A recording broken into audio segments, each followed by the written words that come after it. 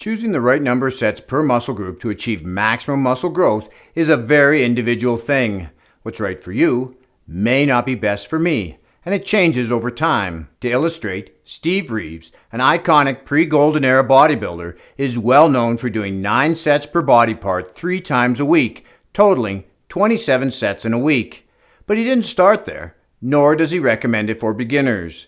In a beginner workout, he suggests only 2 sets per body part each training session, totaling 6 sets a week. He had a progression when it came to sets. So how do we go from 6 sets to 27? And does current research even support 27 sets per body part?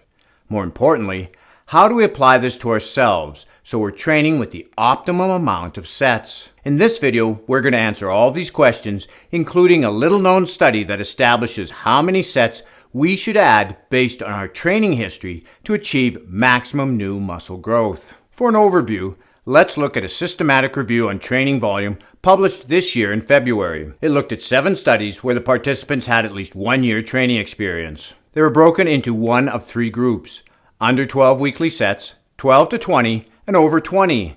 These were hard sets with the test subjects training to failure in all the studies except for one, where they trained within 2 repetitions from failure. The cool thing about this review is it's the first time there's been enough information to look at set ranges over 12. A previous meta-analysis released in 2016 looked at 3 lower set groups, with one being under 5 sets a week, another 5 to 9, and finally 10 or more sets. This was a more inclusive analysis as it had studies with both new and experienced lifters, and it found a dose response to the number of sets done, meaning the more sets you do per week, the more muscle growth you'll experience, at least up to 10 sets. The new research found an upper limit where we can no longer build muscle faster by adding more sets, stating the limit was between 12 to 20 sets.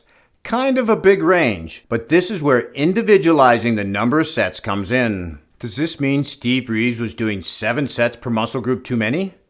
Not necessarily. Steve's an individual with superior genetics, and training was his job. He trained 3 days a week and rested 4.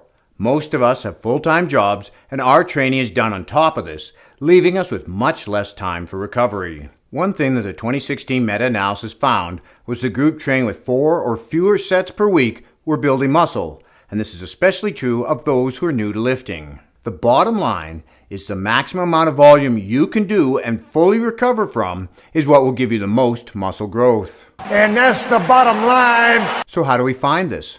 First, we need to look at how we feel now. Are we fully recovered and ready for our next training session? How are our joints? Are they recovering? If we're not completely recovering from our current level of training, it makes no sense to increase our training volume by adding another set. We may need to look at other factors such as sleep and nutrition. Now, if we feel fresh and ready for our next workout, then we need to look at the intensity of our training. Are we training close to failure on all our working sets? If not, we should increase the intensity first. Then we must ensure we have enough time to do the increased work. No point in adding sets if we keep cutting our workout short because we're running out of time. After this, I'd look at what areas need the most improvement and add additional sets there first. For example, my back lacks development compared to my chest, so it makes sense to add extra sets of back work. To determine how much volume to add, we'll review a study that looked at individualized increases in training volume based on training history and how many sets a person is currently doing. They did this by having the participants train one leg with 22 sets a week and the other with 20% more training volume than they previously had been doing. They did leg presses and extensions. Half the test subjects were doing between 30 to 120% more volume on the 22 set leg, and yet they had greater muscle growth on the leg that was only training with 20% more work, indicating that a rapid increase in training volume doesn't bring about a rapid increase in muscle growth. The number of sets we should be doing in our programs should be increased gradually, just like the amount of weight or the number of reps we're doing. In Steve Reeves' book, Dynamic Muscle Building, he lays out 4 workouts, starting at a beginner level and working all the way up to his Mr. America program. In each workout, he increases the number of sets. He doesn't increase them as evenly as the study we looked at suggests, but he had the right idea, and his progress proves it. But what about the rest of Steve Reeves' training philosophies? How do they measure up to today's science? Watch this video next to find out, and keep working out while having fun. This is Lawrence from Fit and 50. We'll talk to you again in the next one.